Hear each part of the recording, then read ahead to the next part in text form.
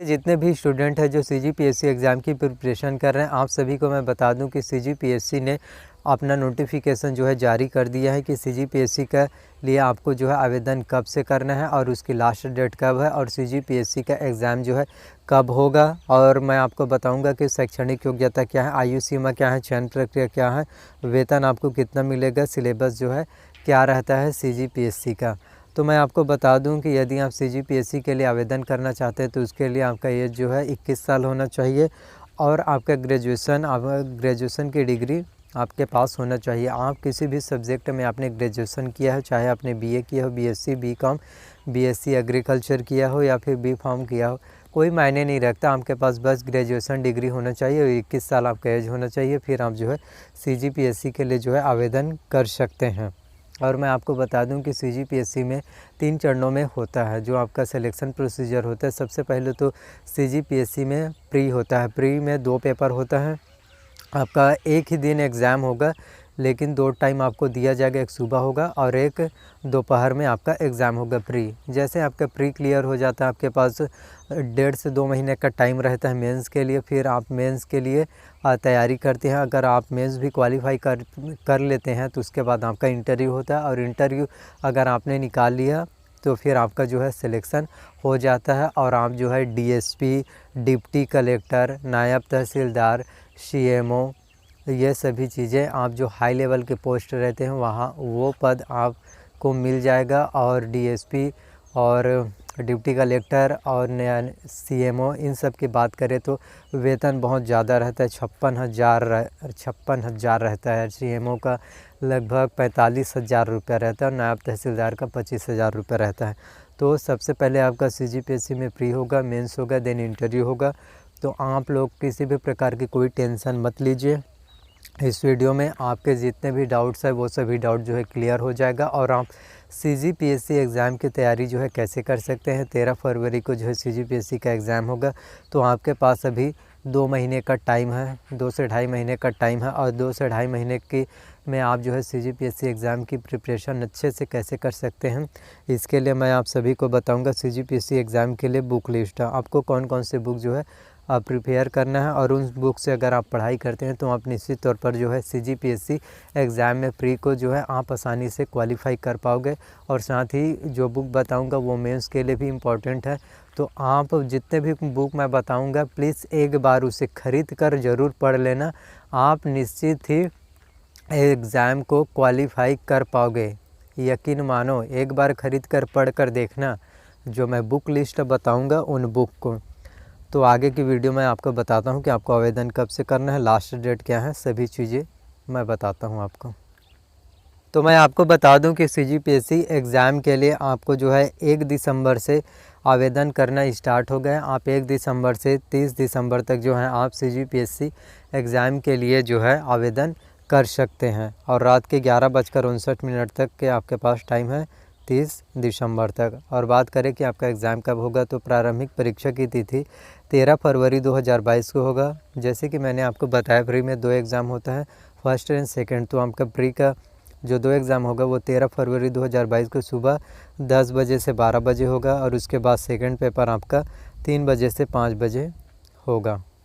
वहीं बात करें मुख्य परीक्षा की तिथि, यानी मुख्य परीक्षा जिसे बोलते हैं मेंस, आपका मेंस का डेट है 26, 27, 28 एवं 29, यानी 26, 27, 28 एवं 29 मई 2022। ये चारों डेट में से कोई भी डेट को आपका मेंस का एग्ज़ाम हो सकता है। और वहीं बात करें कि आपका आवेदन शुल्क जो है कितना है, कि जब आप फॉर्म भरेंगे तो आपको आवेदन शुल्क कितना रुपया लगेगा, तो मैं आपको बता दूं जो SC ST कैटेगरी के हैं, SC ST कैटेगरी वालों को 300 रुपया लगता है और OBC और जनरल कैटेगरी वालों के लिए जो है 400 रुपये का आवेदन शुल्क है।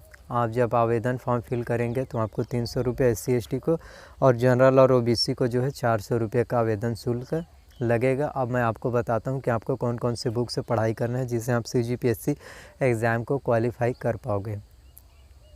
तो सीजीपीएससी एग्ज़ाम के लिए सबसे पहले आपको हरिराम पटेल कंपटीशन एकेडमी का और छत्तीसगढ़ विशिष्ट अध्ययन आता है वो आप पढ़िए। और टूटेजा के लिए, टूटेजा में आप जो है ऑब्जेक्टिव के लिए जो है प्रतियोगिता सारांश पढ़ सकते हैं। इस बुक में CGPSC के अभी तक जितने भी क्वेश्चन आए रहते हैं वो सभी क्वेश्चन आपको दिया रहता है। फिर आप जो है आसानी से CGPSC एग्ज़ाम में कैसे क्वेश्चन पूछे जाते हैं वो आप जान सकते हैं। फिर आपको जो है दिल्ली IAS एकेडमी का छत्तीसगढ़ी भाषा के लिए आप जो है दिल्ली IAS एकेडमी का ले सकते हैं। और चाहे ऑप्शनल में आप दिल्ली IAS एकेडमी का नहीं लेते तो आप हरिराम पटेल का छत्तीसगढ़ भाषा में व्याकरण जो है ले सकते हैं। और वहीं बात करें इकोनॉमिक्स अर्थशास्त्र के लिए तो मैं आपको बता दूं कि फरवरी मार्च में बुक रिलीज़ होता है आर्थिक सर्वेक्षण CG का, ये आप जो है ले सकते हैं। और बात करें कि करंट अफेयर्स सिलेबस में ये सभी चीज़ें रहेगा आपका, तो करंट अफेयर्स के लिए आप जो है विकास परक का मासिक पत्रिका पढ़ सकते हैं और साथ में आप अर्जुना का करंट अफेयर्स ये पढ़ सकते हैं। और आपको छत्तीसगढ़ विशेषांक ये दोनों बुक से आपको जो है पढ़ाई करना है। एक तो अर्जुना का ले लेना, एक तो छत्तीसगढ़ विशेषांक, दोनों बुक से आप पढ़ाई करना और विकास परक का आपको लेना ही। और सामान्य ज्ञान के लिए टूटेजा का सामान्य ज्ञान, प्रतियोगिता सारांश आपका टूटेजा का ही मिलेगा, प्रतियोगिता सारांश ये ले लेना। और हरिराम पटेल का जैसे मैंने आपको बताया छत्तीसगढ़ विशिष्ट अध्ययन ये बुक का आप ले लेना। और समग्र छत्तीसगढ़ के लिए आपको हिंदी ग्रंथ एकेडमी ये आपको लेना है। और CG करंट अफेयर के लिए विकास परक, और India and world current affairs के लिए आपको प्रतियोगिता दर्पण जो मंथली मैगजीन आता है वो आपको ले लेना है करंट अफेयर, जिससे आपका क्लियर हो जाएगा। और कंप्यूटर के लिए कंप्यूटर एक परिचय विकास मंथन का। और हिंदी के लिए आपको दिल्ली IAS एकेडमी का बुक लेना है जिससे आप हिंदी को भी अच्छे से समझ पाओगे। और इंग्लिश के लिए आपको जो है एसेंशियल इंग्लिश रश्मि सिंह की दिशा पब्लिकेशन लेना है। और उसके बाद एप्टीट्यूड एंड रीजनिंग तार्किक के लिए अंक गणित के लिए आपको डॉक्टर RS अग्रवाल का वस्तुनिष्ठ अंक गणित लेना है। और रीजनिंग के लिए आपको अरिहंत का मास्टर रीजनिंग लेना है जिसमें वर्बल नॉन वर्बल एनालिटिकल सभी चीज़ें आपका दिया रहता है, जिससे आपका कॉन्सेप्ट अच्छे से क्लियर हो जाएगा। और जनरल साइंस GS के लिए सामान्य विज्ञान के लिए आपको दृष्टि IAS का जो है क्विक बुक लेना है, दृष्टि IAS एकेडमी का। और कॉन्स्टिट्यूशन संविधान के लिए आपको M लक्ष्मीकांत की भारत की राज्य व्यवस्था, और इंडियन हिस्ट्री के लिए आपको प्रतियोगिता सारांश टूटेजा ट्यूटोरियल्स का लेना है जिसमें CGPSC का पूरा भारत का इतिहास दिया रहता है। और जनरल स्टडीज़ में जियोग्राफी भूगोल के लिए सामान्य अध्ययन विशेषांक लेना। भारत का भूगोल के लिए आप जो है NCERT का बेस्ड बुक ले सकते हैं और इसका राइटर है SK ओझा जी। और इकोनॉमिक्स के लिए जनरल स्टडीज़ में आप दृष्टि IAS का ही क्विक बुक ले सकते हैं भारतीय अर्थव्यवस्था के लिए। और मैं आपको बता दूं कि आपको CGPSC एग्ज़ाम की प्रिपरेशन जो है कैसे करना है। तो सबसे पहले आपको जो है सिलेबस के ज्ञान होना चाहिए कि कौन कौन से टॉपिक से जो है प्रश्न पूछे जाते हैं, करंट अफेयर्स ये सब के बारे में। और छत्तीसगढ़ का मानचित्र के बारे में आपको पता होना चाहिए। और 5 से 7 साल का प्रश्न पेपर आप हल करने की कोशिश कीजिए जिससे हम CGPSC एग्ज़ाम को आसानी से समझ पाएँ।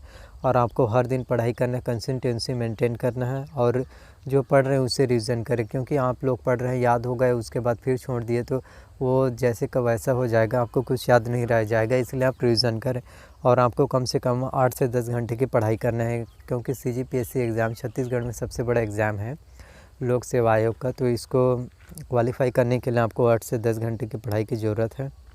तो मैं आपको बता दूं कि छत्तीसगढ़ का मानचित्र के लिए आपको पता होना चाहिए कि नारायणपुर, कांकेर, सूरजपुर यानी कि कौन से ज़िले कौन से संभाग में आता है और अभी कौन से ज़िले से कटकर नए ज़िले बने हैं और अभी कितने ज़िले, इन सब के बारे में आपको जानकारी होना चाहिए। 5 से 7 साल का क्वेश्चन पेपर देखें जिससे आपको पता चल जाएगा कि किस तरह से जो है क्वेश्चन पूछे जाता है। और करंट अफेयर्स के लिए कौन से ओलंपिक कहाँ हुआ, किसने कौन सा सिल्वर जीता, गोल्ड जीता, इन सब के बारे में आपको जानकारी होना चाहिए। आपको न्यूज़पेपर पढ़ने की भी आदत डालनी चाहिए जिससे आप जो है करंट अफेयर्स के जानकारी को रख सके। आई होप कि जितने भी जानकारी मैंने आप सभी को दी है वो सभी जानकारी आपको पसंद आए। अगर वीडियो आपको पसंद आए तो वीडियो को एक लाइक कर देना, चैनल को सब्सक्राइब कर देना और साथ में बेल नोटिफिकेशन बेल को भी ऑन कर देना ताकि जब भी मैं वीडियो अपलोड करूं तो उसकी जानकारी सबसे पहले आप सभी लोगों को मिल सके। और अभी तक आपने मुझे इंस्टाग्राम पर फॉलो नहीं किया तो आप मुझे इंस्टाग्राम पर भी फॉलो कर सकते हैं। इंस्टाग्राम का लिंक डिस्क्रिप्शन में दिया हुआ है। तो मिलते हैं नेक्स्ट वीडियो में। So thank you.